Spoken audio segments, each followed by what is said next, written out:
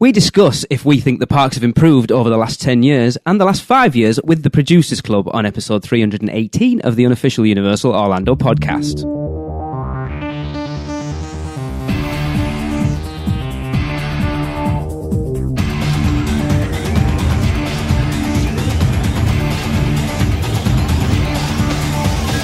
Hey everyone, I'm your host Lee and I am on my own tonight. Well, not officially on my own, but I haven't got Tracy, got no Darren, got no Chris. But I am joined by 4 members of our lovely Producers Club. So we will begin with Mr. Andrew Moldavani from Cleveland in the US. Hello, Andrew. Hey. Miss Brittany Dwinell from Ontario, Canada. Hey, Brittany. Hello, all. And fellow Kitchen Challenge Fairley. Yes. That seems like such a long time ago now. Joining us from Shrewsbury here in the UK is Miss Claire Goodwin. Hey, Claire. Hello, everyone. Hi. And returning guest, you heard his voice last week, Mr. Ian Kaufman from Connecticut, US. Hey, kids. Sorry I'm back. Lee made me. I didn't make you. There was a spot opened up. Yes, we were supposed to have Jeffrey Mackerson on, who is currently at Universal Orlando.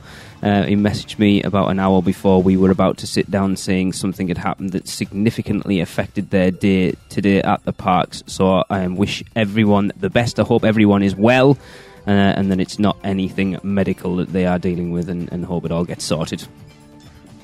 Because there is nothing worse than things going belly up when you are away on vacation. So the topic of this show, like I said in the intro, is something in the intro, apparently that's a word, in the intro, it's something we discussed on the show probably about 2 months ago. It was a question we got sent in, that whether we feel that if the parks have improved over the last 10 years, which is quite an interesting question in itself, but then we also want to take a step back and look over the past 5 years, because I do think it's a very different viewpoint, 10 years, 5 years. But I wanted to make sure that everyone who is on the show with me at the moment is qualified to answer this chosen question. So when was the first time you all visited Universal Orlando? Andrew, when did you go first? I believe it was 1997. It was when I was very young.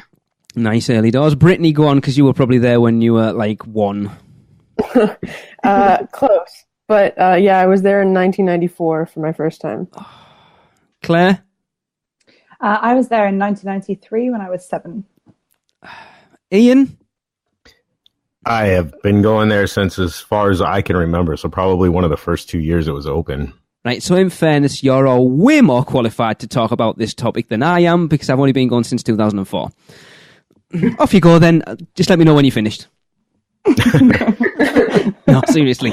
I wish I'd have been going back from when the parks were what they were originally supposed to be. And I think that definitely brings us into the topic of conversation that we are going to get into today, that the parks have changed substantially from what they were when it first sort of opened. So, like, getting into it, do you think the parks have improved overall since, like, 2008, 10 years ago? It is a hell of a long time. I remember going in 2009 taking the kids for the first time, and I remember Islands of Adventure being a bit of a mess at the time. So anyone want to start us off? I definitely do think there's been improvements, but if you really look at it, it's been kind of, from my perspective, I go, every couple of years, rather than someone who sees it and all the minor changes that happen constantly. I see big changes. So I've seen, obviously, Hogsmeade and then Diagon Alley, and I've seen rides being changed. But it's never been new things, it's always replacements. So they're exciting, but they're always a disappointment at the same time, because they're taking something away that I really love, and putting in something else, which, yeah, we've got something new, but you've taken away something so great. But yeah, it's one of those things that I just, it has improved, but I feel like it's the outer parks that have improved. So, you know, you've got Volcano Bay and you've got City Walk and all those extra bits, whereas the parks themselves, major changes, yes, but I don't know how I feel about it. That's an interesting point of view, actually. Yeah, actually, it is interesting. Like you say, I'm trying to think what was the last attraction that they put inside either of the parks that wasn't a replacement for something else. Yeah. Wouldn't that be That'd be Kong. Yeah, that's what I was thinking. Oh, yeah. Yeah. It's got to be. Which is just the same ride, kind of. We already had Kong, just they moved to a different park. I kind of missed that. I kind of missed Confrontation. That was kind of a fun the ride. Old one. Oh my god, It was such a It was good kind of fun. I remember. I was just talking to Darren about this. I think I remember riding that, and even as a kid, just trying to look outside the car and looking at all the just everything, the city and stuff. I thought it was really cool in there. It was definitely one of my favorites. I'd annoy my parents like all the time because that was the only thing. I just go over and over and over again, and I think they got a little annoyed at me near the end. But I loved it so much. Yeah, that is a good one. But again, it's that immersiveness, isn't it? Again, because you had that cast member at the front interacting, and again, it's something we've lost because we keep losing that. That to me has been the biggest loss in the park so far. Is that live team member interaction? You know, you've got largely team member driven attractions. Jaws has gone. Disaster's gone. I have not ridden that ride yet.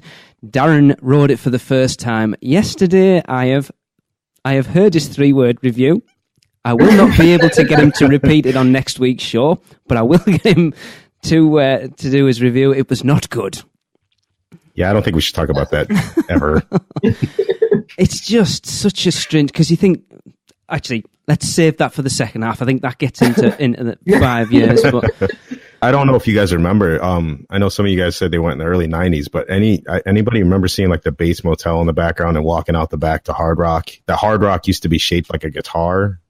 One of the waitresses there. Yeah, it used to be a giant acoustic guitar back there. I remember Bates Motel. Very vaguely, but I remember Bates Motel. Yeah, we walked back there and we went in the front, and then the waitress or the host just showed me when I was a kid. But it used to be an acoustic guitar. That's the shape of the building used to be, from what I remember. That's awesome. Seems to ring a bell? There's a fretboard out in front of the Hard Rock Cafe at the moment, isn't it? Was that part of it, or is that something else? I don't remember right now, but I remember the walkway in and pulling up in the car and stuff. There was a fretboard you walked under, if I remember right. I mean, it's been a while, but I seem to remember that as a kid walking through all that. Like, I remember all this stuff before City Walk was even there. So, yeah. I think when you look at whether the parks have improved overall over the last 10 years, I think it's an interesting thing, because you've got to look at how theme parks have changed over the last 10 years. Mm-hmm. When the studios first opened, it was Ride the Movies that was showing you how those movies were made, and because the movie making process has changed so much now, that I don't necessarily know whether those type of attractions would still stand up today. Well, I mean, they still have the horror makeup show, and people still enjoy that, and that's pretty much the same show. I mean, horror makeup is still makeup. True. You know what I mean? I mean, that's still movie making. Yeah, I know, sadly. I think people always are attracted to practical effects just because it's not something we see anymore. Yeah. So getting to see that in real life, getting to see the Hitchcock show in real life, and same with Ghostbusters, it's just very fascinating, because everything's done on computers now, that when you do get to see it actually happening in front of you with people around you, it just jumps to your mind. Yeah. Yeah, I kind of miss a lot of the movie making parts of the park. I mean, and like we were talking about earlier, the people like the hosts actually being on the ride with you and that extra experience, it's all that stuff is lacking. But I think generally the theming and stuff has been advancing, and for the Wizarding World stuff. But they kind of hit a wall and just started reproducing those tunnel train rides. Save that for after the break. Sorry. We'll get into that. Trust me, we will get into that. Yes, please. Oh, I'm looking forward to that. I mean, to echo what has just been said, for me, it's like apples and oranges. Like, what I loved about the park was seeing all the practical effects, was seeing how things were done. It was seeing rides like Disaster and Twister, where you were in the middle of what was going on, and it was something that you could experience, and you were a part of it. Like, you could feel the flames, you could feel the water, you could feel everything. There wasn't a barrier of a screen which a lot of the rides now have. It's the practical effects, all the practical effects of the rides of the past is what I greatly miss. But yeah, I'm going to sound like a broken record, but I think anybody that missed that Hitchcock attraction really missed out on something unique. Thank you for rubbing that in. Sorry about that, sir. That was like straight up immersion before it was so popular. I mean, being able to pick up binoculars and look at the apartment building and then do the Statue of Liberty stunt and everything in there, even after the show, it's pretty cool. So I miss that attraction a lot. I thought that was really unique, just to get replaced with a theater. I'm actually quite surprised at how negative you guys are being over the parks, because I would have said, personally, I think the parks have improved over the last 10 years. I think one of the biggest improvements I think over the last 10 years, like not taking the queues into consideration, but I like the fact that, especially in the studios, and I think Islands was the park that changed things for that, was more immersive land. So rather than it being like, you look at something like Shrek or even Despicable Me, they haven't really done the attractions now. I think Kong's the prime example. It could have just been a show building with that ride in it, but they've built a whole mini land for that thing. The same with Hogsmeade, the same with Diagon Alley, Fast and Furious kind of, but that seems to be the way they're going now, is building, rather than just plonking an attraction inside a show building, they're trying to build its own land. And I think that's definitely what we'll see in the new parks when they get built, especially if the rumor we're hearing true about it being called Fantastic Worlds. That worlds thing definitely sort of hit a nerve with us, that it's going to be highly themed areas themed around whatever the property is that you're going to see. Does that sort of get anyone excited as an improvement, or is it just like, like Brittany, I know you're going to look at Diagon Alley and go, no, I'd still rather have Jaws. Yeah. I'd rather have both. Yeah. I do think the parks have, in that sense, the parks have definitely improved. The theming has definitely, like, if you look at Harry Potter, just the scale of everything, right? So I mean, in that respect, the parks have improved, but it's just I think it's just the preference of how technology has changed the parks. But in general, I do think the parks have improved drastically with theming. Mm-hmm. I'm going to say it's kind of touch and go, because the Wizarding World was kind of also pushed a little by Rowling, which obviously worked very well because it's very well done. And then the other stuff I'm not allowed to talk about because Lee says we're going to talk about later. It's kind of not really a step forward, in my opinion. As much as I like Kong and I really love the queue, I really like that ride. I wish it was a little longer, but the newer ride that just opened, it's not exactly a step forward. And I loved Islands when it first opened. I still do, actually. But I mean, I don't want to see them not spend money in there in something that was like a premier park that pushed the limits. And now it's just kind of like sitting there. Yeah. Which bums me out. Yeah. And I am excited for another park, but it doesn't mean you should just let one sit there either. Yeah. Oh yeah, we've discussed that so much on this show that I would rather see them hold back off a fourth gate and pump some money into Islands of Adventure, because they've literally done nothing barring Hogsmeade, Skull Island, and that's pretty much it. In how long's it been open now? 19 years? Something like that, yeah. Yeah, and I think 1999 is when it opened. Yeah. It is shocking how much hasn't changed, actually.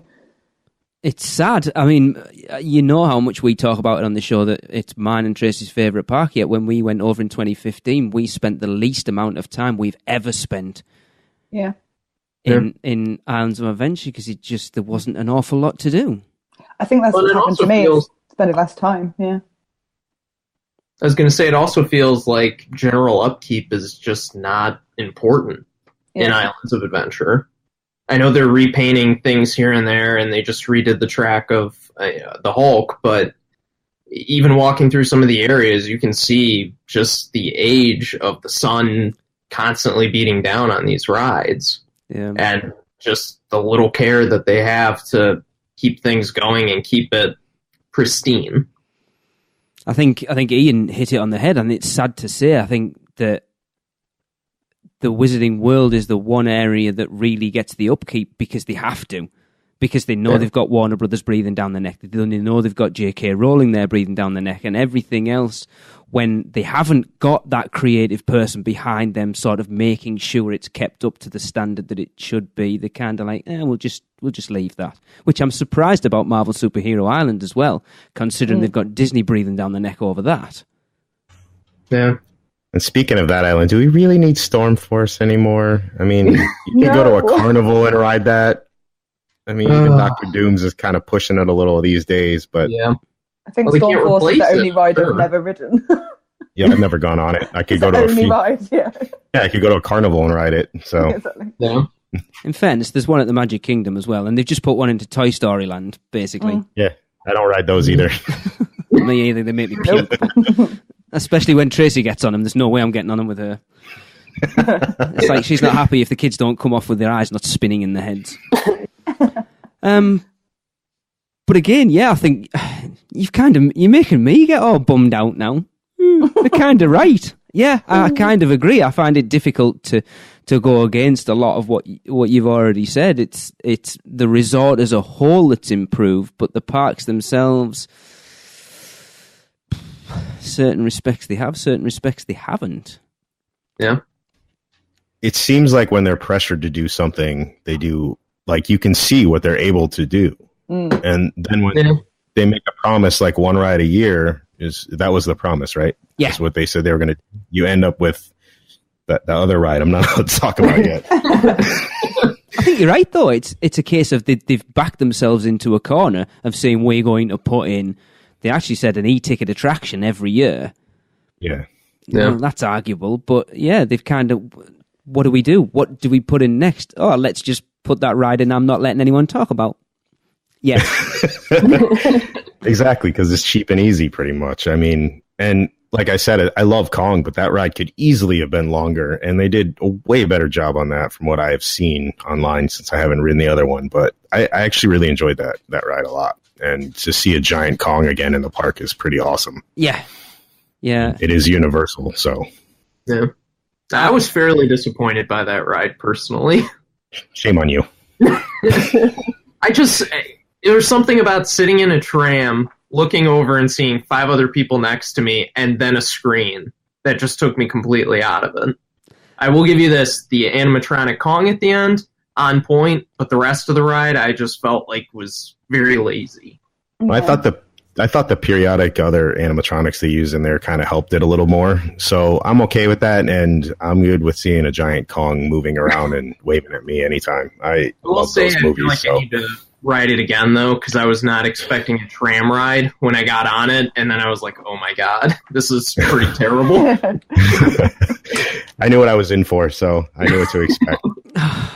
I feel like we should just go for a break now and come back, because I can see the second half of this show is going to be. I'm biting my tongue. Put it that way. Gonna trash one ride.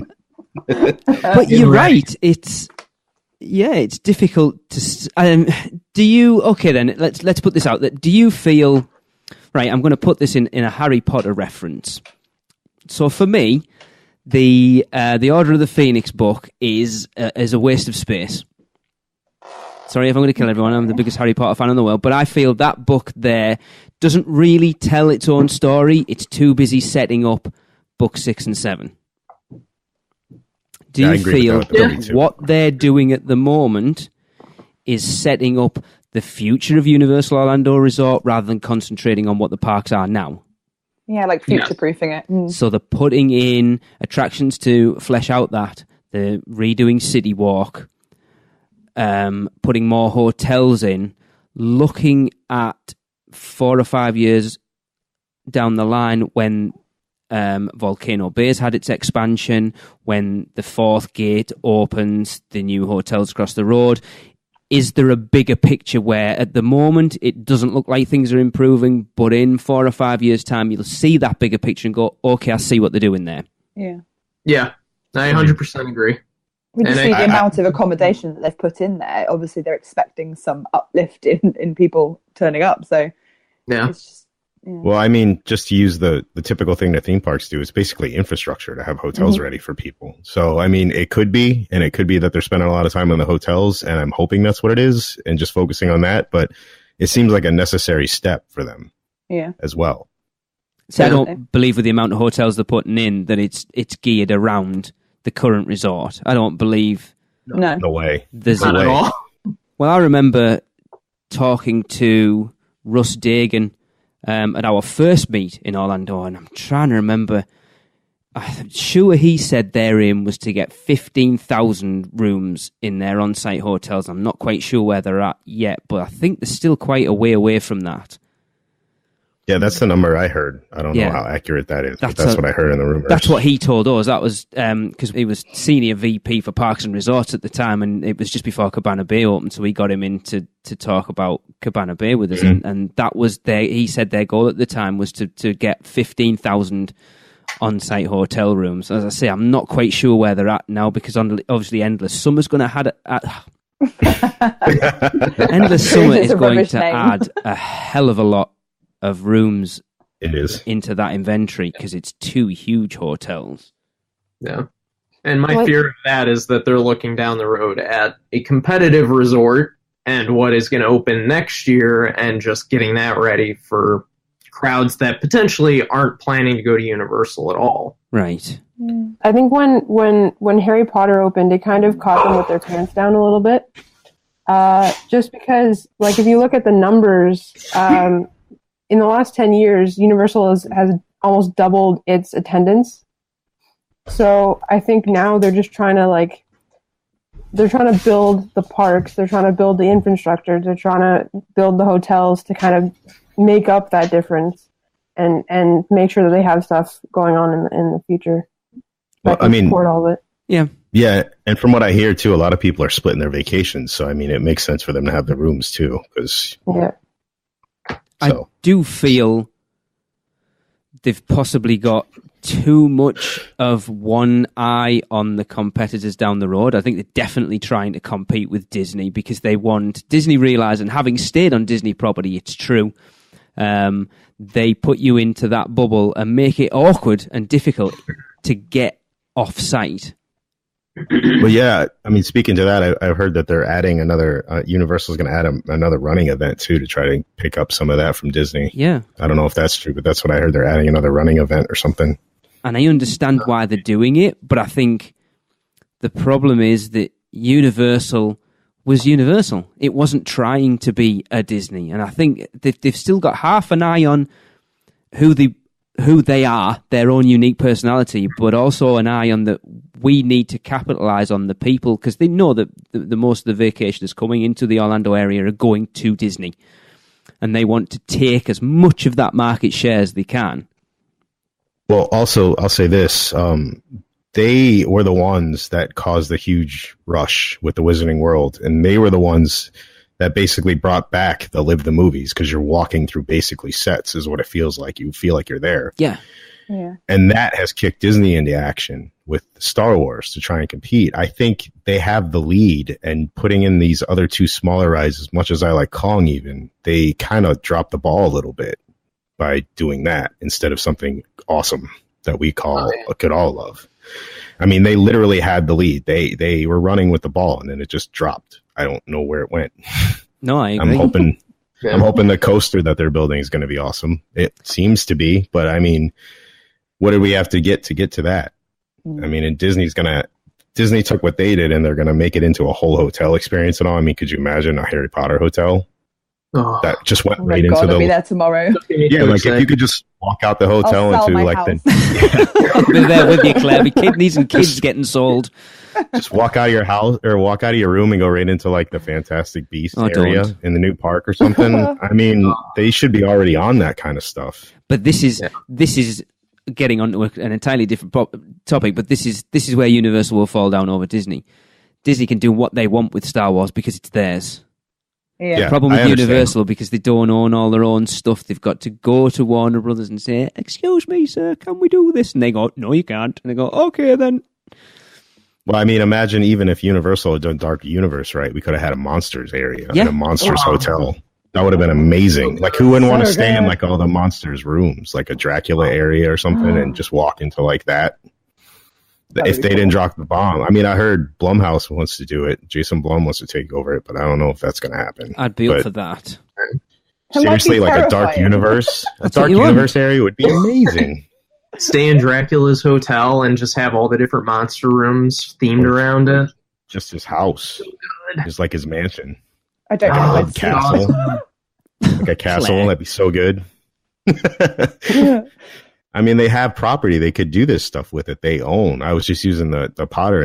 I mean, Universal's not struggling with their own property. They have stuff they could do things with that would be interesting and fun. I think the problem is those just haven't been successful in so many years that they're ignoring it because they don't think it's going to draw the crowd.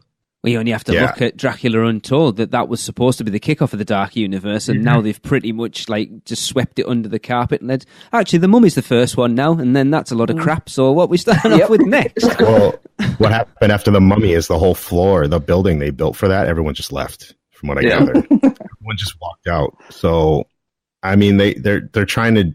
Everyone's trying to catch up, and everyone's playing catch up in the movies with Marvel and even Star Wars to a point. So they need to stop worrying about doing a universe and just do a good movie first and then build off that, because Marvel wouldn't work without Iron Man. So I hate that that's the mindset today, that everything has to have this connective universe in which, you get little hints of a movie that they're making, 2 years from now in a movie that you can see today, and you kind of lose what just a good movie is. Yeah. In a vacuum. Yeah.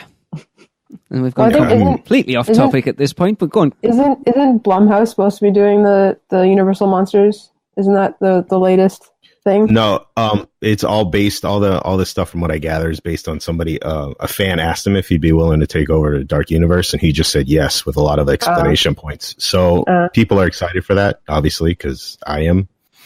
But I mean, it can't be any worse. Ian, how egotistical are you? Everyone else is excited about it because you are. Because I am. Because I love monsters, man. Well, I know Darren will be listening to this going, yeah, I'm on board with that. Yeah, I know he will. I talk to Darren about stuff like this all the time. Well, recently. Yeah. But I mean, just an example of stuff they could do in the new park with a hotel and everything else. So. Yeah, I think we could potentially look back at things in 10 years' time and look at what's happened in the parks over the last 10 years and say, yeah, I can see it now, but it's sad that we have to go through what we're going through at the moment, because like you said, with the Wizarding World, they really raised the bar. Like, Hogsmeade raised the bar, Diagon Alley raised it even more, because from the rumours we heard was when Diagon Alley opened, Disney sent a load of Imagineers over, and I'm sure the original budget for Star Wars Land was something like 700 million. They sent Imagineers over to Diagon Alley. They went back and went, we need more money, and they gave them $1 billion. Yeah. Nice. Well, even they're wasting an opportunity. They could have different locations at each park and make it even more exciting, but they're building the same thing in every park. The problem is it's going to be just shoulder to shoulder for at least the first year. Yeah, I know, but it'd be so cool to have different adventures in different parks. You know what I mean? Yeah. That'd be so much better. Separate out that crowd a little bit. And from everything that they're talking about, having, like actors walking around, interactive people, this Westworld feel, how are you going to do that when there's 16 people around one guy trying to talk to you? Yep. You only have to look at the interactive ones in Diagon Alley. You just got a line of people, and you've seen the spell work 20 times before you get round to doing it yourself. No. Yep. It kind of takes it out. You really don't have an interest in doing that stuff after you have to wait in the line, after you see tons of people doing it, or you just feel so uncomfortable because you're surrounded by people. Right. Well, we're getting about halfway through, and this did not go the way I expected it to go. So you're all very negative people. I do apologise, everyone. So basically, we think the parks are still as crap as they were 5-10 years ago. The resort itself has improved a little bit, but I know where the meat and potatoes of this episode are going to come. So we will take a quick break to hear from our sponsors, and we will be back. Have you taken a stroll down Diagon Alley and visited Gringotts Bank, grabbed a butterbeer and the 3 broomsticks after a long day touring Hogwarts Castle? No? Then what are you waiting for? Let our team of experts help make your dream a reality. At Mouse and Muggle Travel Company, we specialize in all things Universal Orlando Resort and promise to do our very best to put together a vacation package that fits your needs, wants, and budget. At Universal, there truly is an option for everyone. Or if you're leaning a little more towards pixie dust rather than wands and potions, we specialize in Disney destinations as well. So, if you're ready to get started planning your next family vacation, let Mouse and Muggle Travel Company do all the hard work for you. You have nothing to lose, as our services are free to you. Just visit us at mouseandmuggle.com to fill out a no-obligation quote request, or send an email to info@mouseandmuggle.com. And remember, whether you're a mouse or a muggle, Mouse and Muggle Travel Company can help make your next vacation simply magical. Well, welcome back, everyone. So, going on, we would sort of looked at it and crapped all over the last 10 years. So let's carry on crapping over things and let's have a look at the last 5 years. Someone please just mention Fast and Furious and let's get it out the way. Have we all ridden Fast and Furious? I know I haven't. I haven't, Nope. no. Nope. Brittany? In a month. All right. Andrew, you must have ridden it then. I have not. So we're all about to crap on a ride that none of us have ridden. I've just heard a lot of bad things. We'll start this conversation off by saying, looking through the annual pass holder group, and it is the most negative place in the world anyway. Oh my God.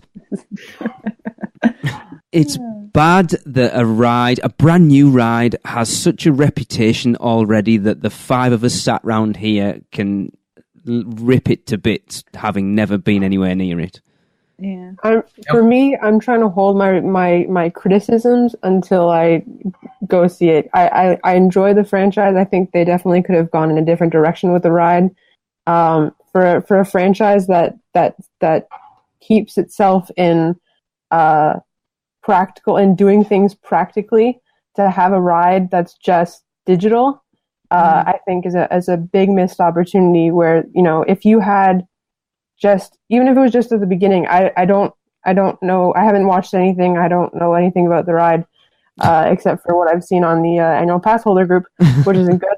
But like if the ride started with like another car that was like I don't know if it was the backlot at MGM or where the cars danced. Oh, that was the studio tour at Hollywood, Universal Studios Hollywood. So, like, if you had an animatronic like that, where the cars could race beside you or flip over, that or something, would be cool. At the beginning of the ride, I think just something to ground the ride, something to bring you into it, so it's not just you sitting. So it's not just you sitting and just watching an experience. It's you kind of feel like you're part of it, you know? Yeah.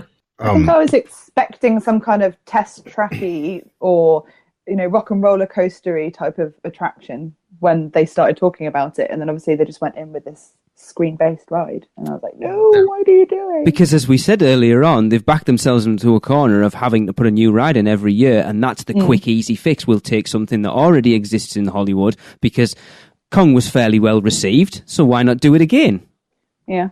The problem is that when Fast and Furious Supercharged was made in Hollywood, the certain things in that film franchise were different than they are now, which I think was Chris's biggest complaint, that it doesn't make sense because one of the characters is now a good guy, whereas before he was a bad guy.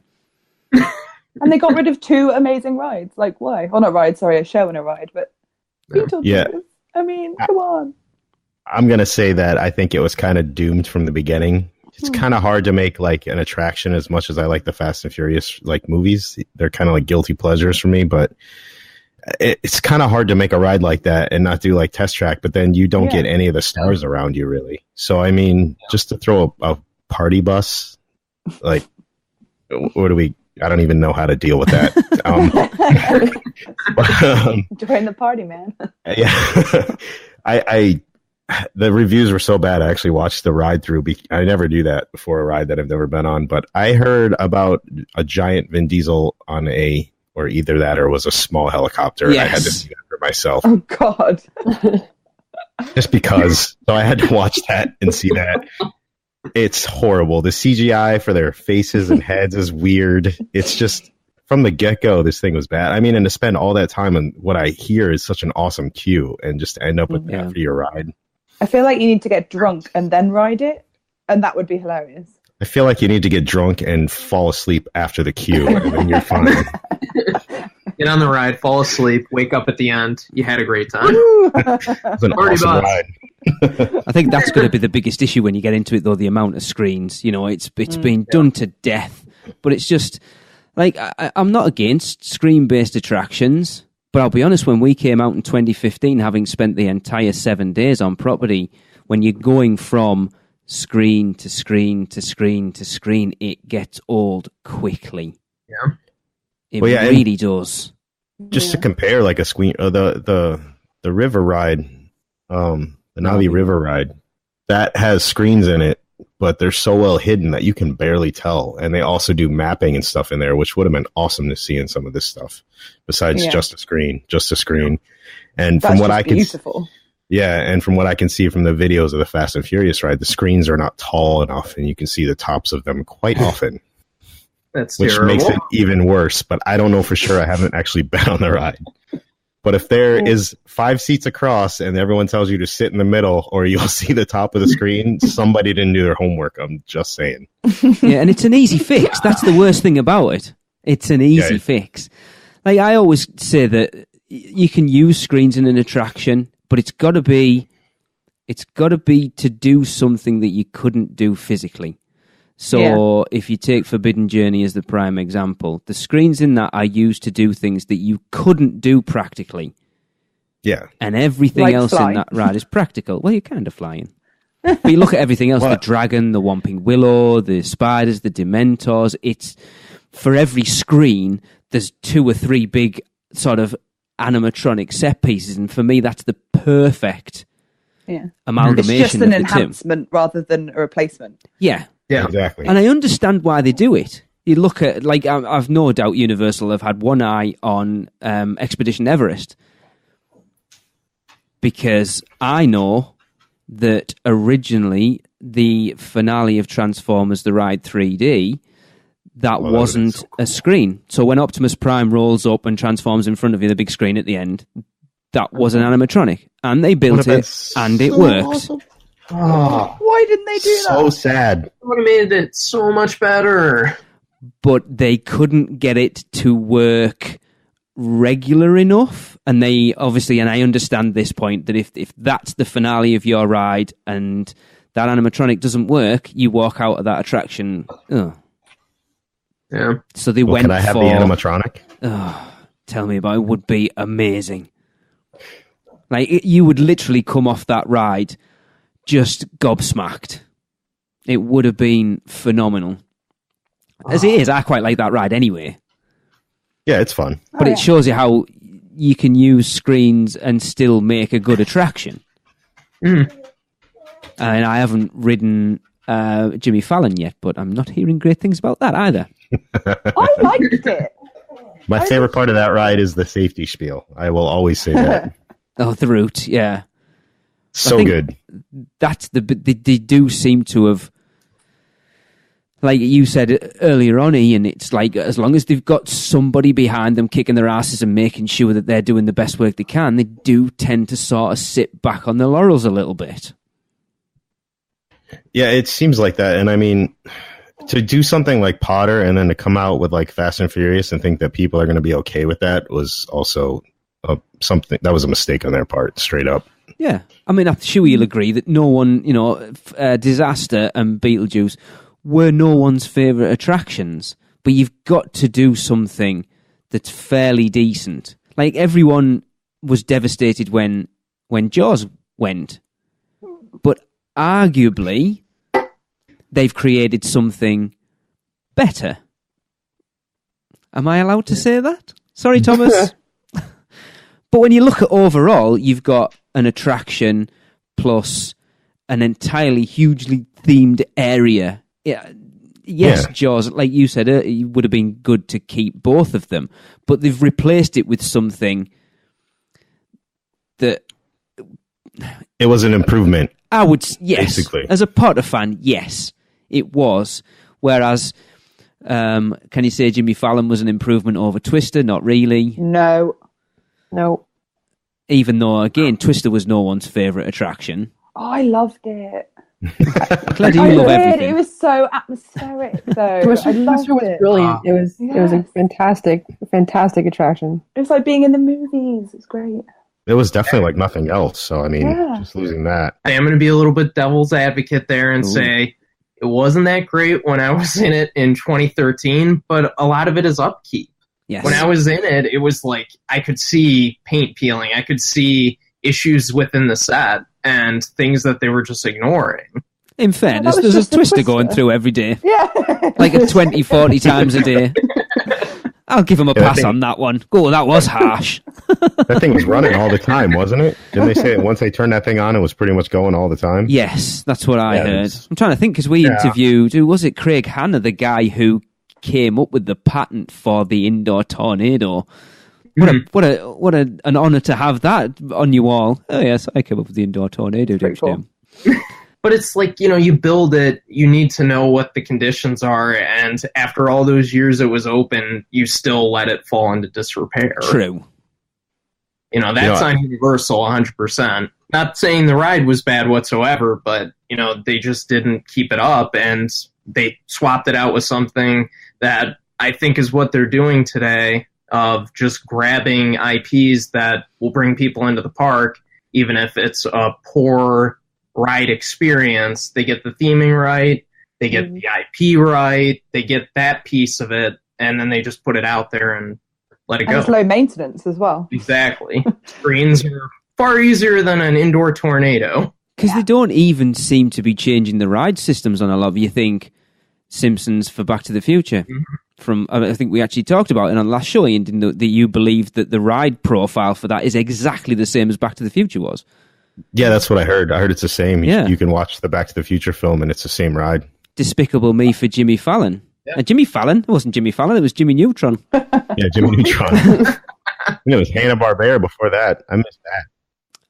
But yeah, they don't even seem to be changing much out that from what we're hearing with T2 3Ds getting changed to a Bourne show, and I don't really see the point in that.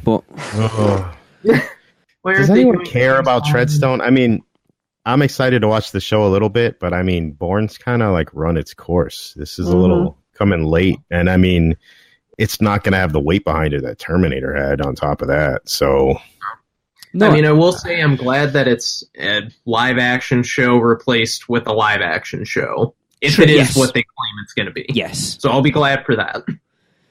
I think they could have been a little more creative with what they're bringing in. I don't know off the top of my head. I did have some ideas I was talking to Darren about, but I don't remember what it was. But it was something better than that, and it was something that would have been more related to like a Terminator style. But in fairness, the rebooting, aren't they? The whole hasn't James Cameron got back with Arnie and Arnold's training for it right now. Yeah, so it's going to be as if 3 and whatever. What is the 3? It's Terminator 3, Salvation, and whatever the last load of crap was, as if they don't exist, and it follows straight on from Terminator 2 Judgment Day. So it could have still had, it would have been interesting if they'd have used T2 3D as canon and led the new one on from that. Yeah, that would have been awesome. It was really sad. I mean, even the last time I went in there, it was pretty sad to see the state of the attraction, though. It was so good when I was when I was young and I first saw it. It was so awesome. But like some of the screens, even in the preview room, the preview area, some of those screens weren't even working right. So it was just the perfect 4D show. 4D shows aren't really a thing anymore, but it had everything you wanted: the animatronics, live actors. The 3D portion still for me is the best 3D on any attraction. I've said it a million times that I don't think the 4K digital projection gives you that same 3D effect that they used to have. Like Spider-Man for me isn't as good as it was when the original film 3D was in its prime. You just don't get that. It gives you depth, not that in your face that the film 3D used to give you, and it's the battlefield stuff in Terminator, the depth in that was awesome. It was so cool. And the giant screens opening up everywhere. Yeah, with the T1000, when it comes out, it feels like it's in your face. You don't get that with the 4K digital projection. Not at all. And Michael Winslow's voice doing sound effects is gone now, too. It was. I didn't know that. Where else? There's something so special about that ride. And just the practical effects, the well-directed, little movie they tossed in there. And then you jump over to something like Shrek 4D, which, like, how is that a 4D movie in comparison? Theater seats move, but, man, that just feels like a cop-out. Yeah, and it's the Shrek 4D. They released it, so you can buy it. It's really not even. I'm sure it's on my Shrek DVD from 2005. Yeah, it's an extra on one of them, I think. I think we've said it before that we saw it on DVD before we saw it in the parks. Yeah, that's ridiculous. You shouldn't be able to do that. That was weird. Yeah. Yeah. If you can watch it at home, you shouldn't have it in a park. No. Just sit behind you with, like, shaking the chair. Yeah, like that. I've seen the YouTube video of with his dad with a kid in the wash basket doing it, the roller coaster in front of the TV. Just doing that with Shrek. That's what I was thinking of. We can just sit in front of Lee with a squirt gun and whenever. And some wind, do the same thing. Fan and a squirt gun and be all set. The official Universal special effects for any ride.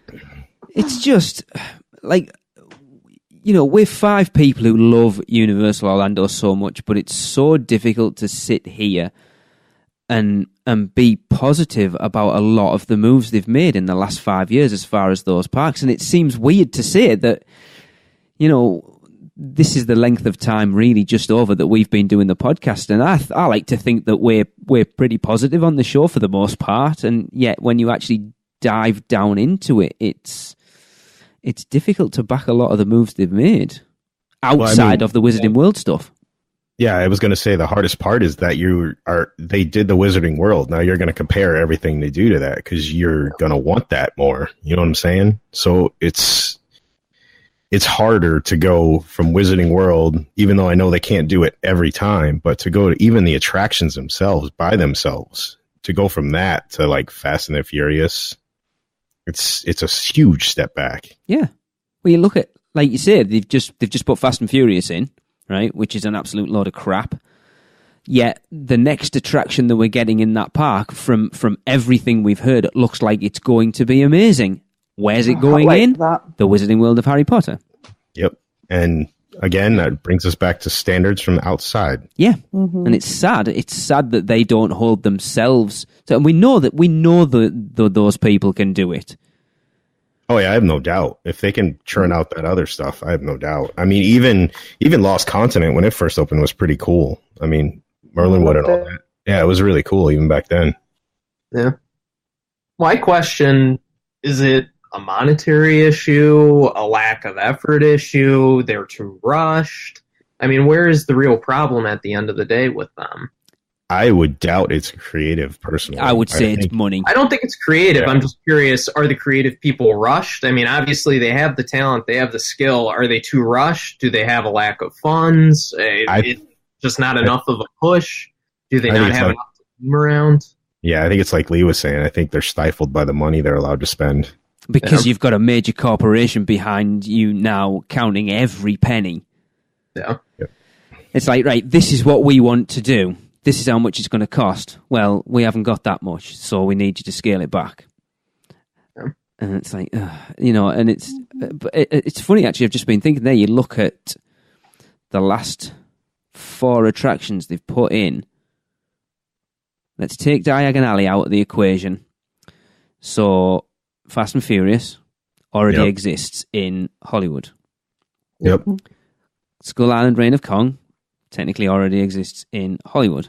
Jimmy Fallon, that's a new one. Okay, we'll give you that. Transformers The Ride 3D already exists in 2 other parks, I do believe. So they're now, it's costing them even less because the R&D for those attractions has already been done. It's literally just porting them over into that park. And all they pay for is the theming around it. Yeah. Which, in some cases is dirt cheap. from what it seems like, anyways. Well, look at Transformers as a prime example. Yeah. That is literally just a show building. They did some light theming on the outside, statue on top, and just repainted the entryway, and that's it. Yeah, yeah. And the one real ride that we're getting that is something a step above something they've done, that isn't something they've done before, and looks like it's going to be a step above everything else, is going to be inside the Wizarding World of Harry Potter. It's quite sad because, like you say, people are going to go for the Wizarding World of Harry Potter, but you've got to give them a reason to come time and time again. And we've had emails before where someone went, we went for the Wizarding World, it was fantastic, but then we went to the rest of the park, and I was just like, don't even bother because it's rubbish. And that's sad. It is.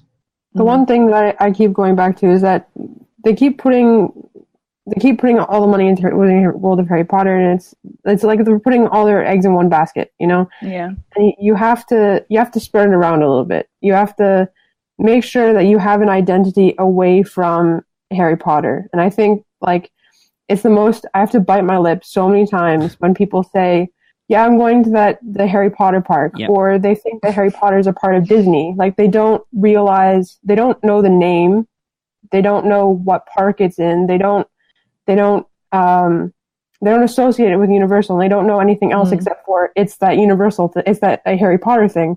So I think they need to take a step back, kind of look at what they've done, and they need to have that theme again of, well, are we going to ride the movies? Are we going to experience, what is our focus, and put their attention towards making sure that people know this is Universal, this is not Harry Potter, but we have Harry Potter. Yeah. And I think they did that to themselves, that when all the wording they used around the Wizarding World of Harry Potter when Hogsmeade opened, that they called it a theme park within a theme park, and they didn't do themselves any favors. Well, and like I said, I mean, even before Harry Potter, walking through any of those lands is pretty much like you're riding the movies, basically. So they brought it full circle. They should stick with that. Yeah. Whereas before it was we're going to put you in sort of behind the scenes of how it's now literally putting you in them. Yeah, I mean, that'd be awesome. It should just more lands like that. But I don't know if that's really sustainable today. Well, I mean, the Marvel Island is basically putting you in a comic book page, so it's really not that far off. So, To&n, you feel like you're in a comic strip. Seuss Landing, you feel like you're in a Dr. Seuss book. Hang on, I'll stop you there, Andrew. When you walk into Toon Lagoon, you feel like you're in a 1980s comic book. But yeah, I'll give you that. Hey, it's not Robin Williams Popeye, right? Sorry, Andrew, carry on. Oh, no, I was just going to say, I feel like that's all in, Islands of Adventure. They really nailed the theming, but Universal Orlando by itself really isn't going for that. It's all very individual rides outside of Diagon Alley and Simpsons Land, which are the two newest lands. They really don't have much theming around a lot of those rides. No. And that's not what they're going for. And, along with that, they really lost their way when it comes to ride the movies. But they haven't used that tagline. They haven't used that tagline for quite some time. Do they actually have a tagline at the moment?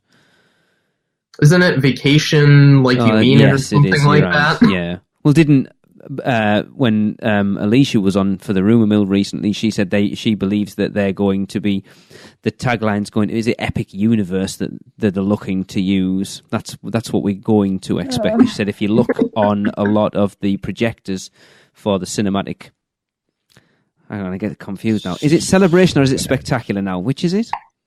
I can't remember. They all sound the same. I genuinely can't remember. Celebration. It's Celebration now, is it? Right, there you go.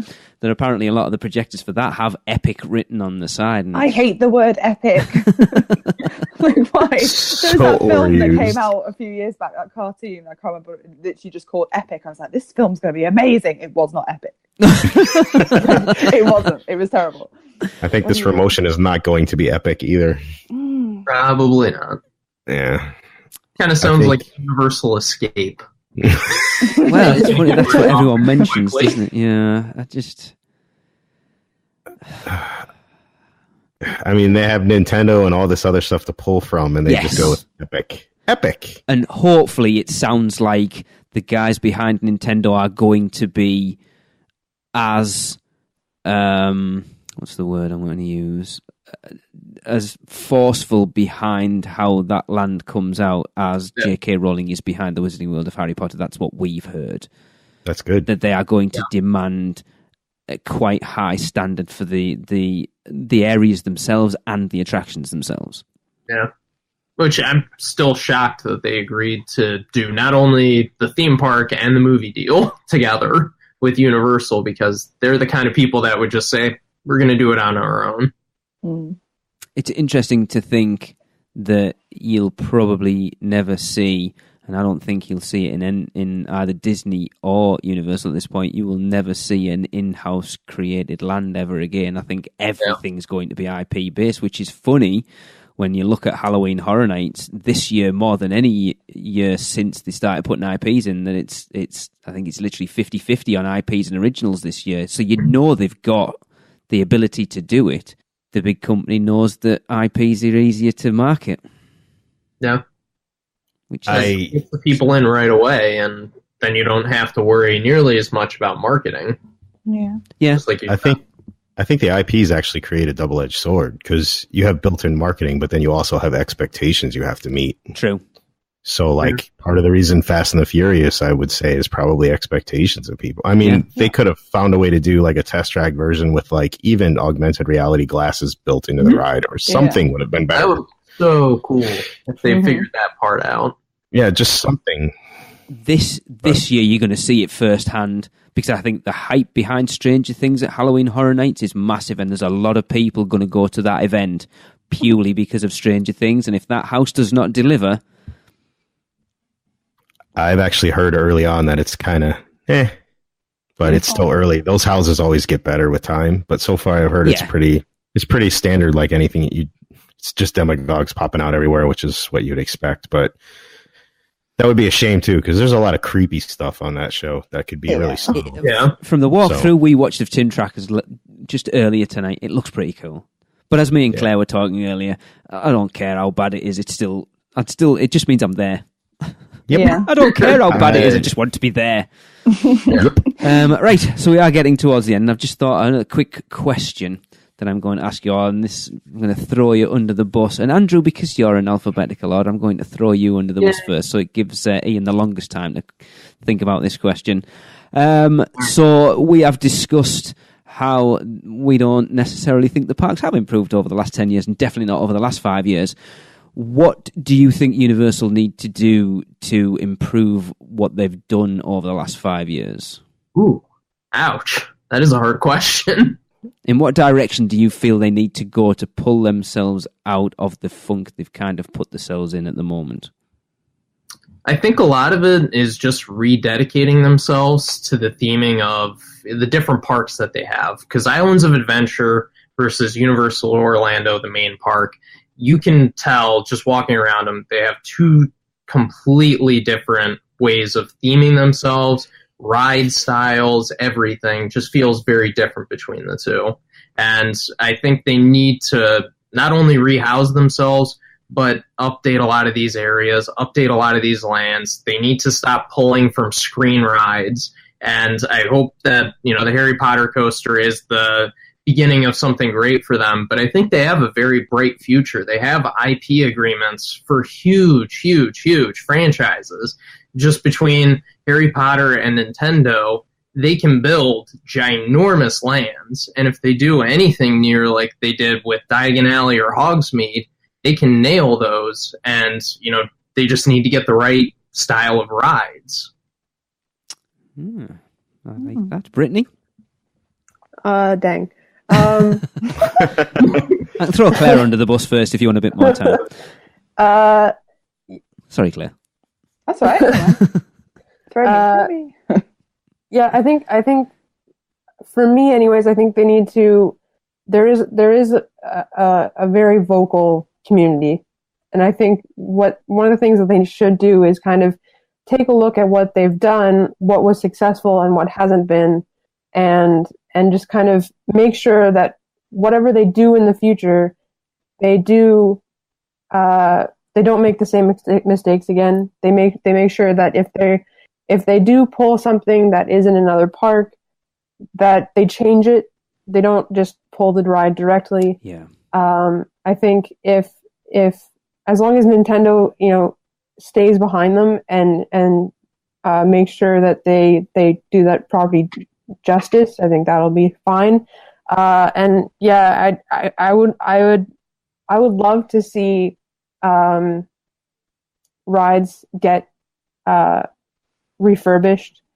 I as much as I love Jurassic Park, if they do a good Jurassic World in Hollywood, I would be very happy to see that ride get some love. I hope that if they're going to keep rides around for a longer period of time, my love is Poseidon's Fury.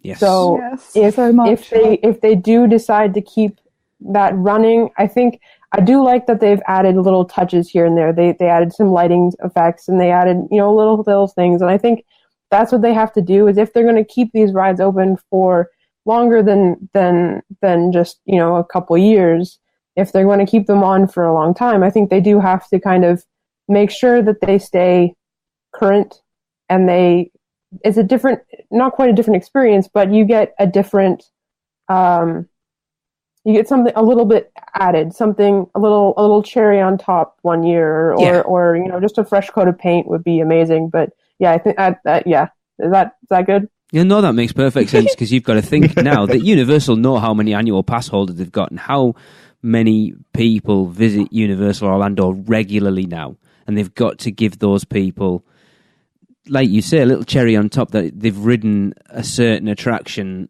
hundreds of times just to be able to go in and go, oh, that's new, that's cool. Yeah. Claire? For me, the last few times I've been going, it's been about the outer experiences. So, I've fallen in love with Cabana Bay. Last year I fell in love with Volcano Bay, even though there was a lot of moaning myrtles about times and stuff. But do you know what I mean? All those experiences added to my kind of Universal experience has been absolutely great. City Walk's food's been amazing. And part for me now is, can they drag out that innovation into the parks? Because whoever's done that has done an amazing job. And it's just those little things, like you said, it's just taking that step, I don't know, further into what they can do. We all know that they've got these access to amazing team of creative people, and you can see what they could do with one ride in Harry Potter and things like that. But why are they not bringing that to the screen-based rides? What's stopping them? And for me, it would just give us that beauty, give us that creativeness, inspiration. And they've done it outside. They just need to bring it back in. Absolutely. Ian? Pretty much going to echo what everybody else said. I mean, and apparently my dog is too. So the theme parks have always been their best when there's been a balance between creatives and the people controlling the checkbooks. And I think it seems to be a little out of balance right now, and they need to let these creatives a little more loose than they have been. Everybody is aware of the talent they have, obviously. I mean, we've all seen what they can do. And these parks are their bread and butter. This company, NBC Universal, I mean, Comcast, it's their bread and butter. They should treat it like that, and they should update things and keep things fresh. And I think they should stop ignoring their own catalog just because of whatever the new coolest thing out is. I mean, they could dig deep and find something really cool and still make an awesome attraction out of it and not rely on another's IP, which in and of itself would save them money. Yeah. So it's cool to see the IPs come in, don't get me wrong.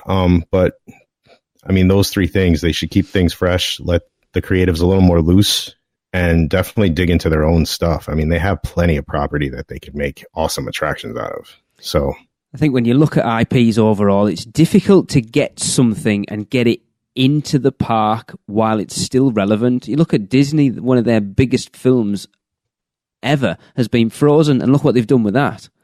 Yeah.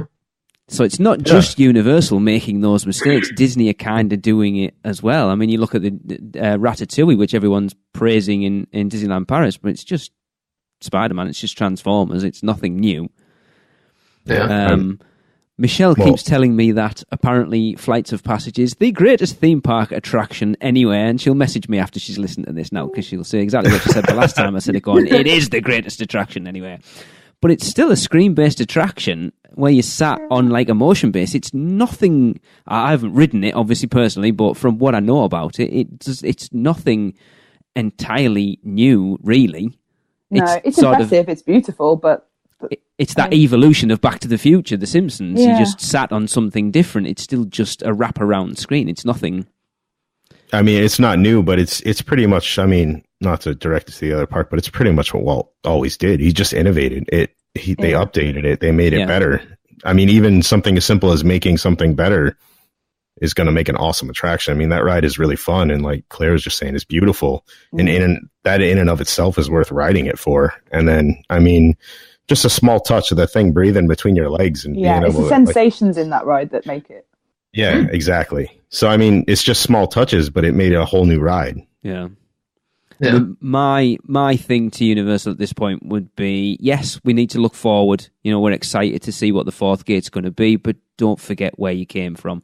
Yes. You know, Islands of Adventure was the theme park that really changed, I believe, changed what theme parks are today. I think that was the catalyst for what Disney are doing, what Universal are doing, and as we've already said on the show tonight, it's kind of just been forgotten about.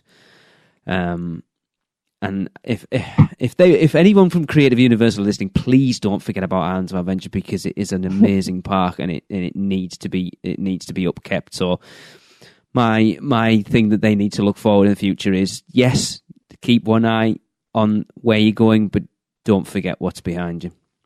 Yeah, I mean, Islands of Adventure is the same as the Wizarding World. They did something amazing and then just let it sit. Yeah.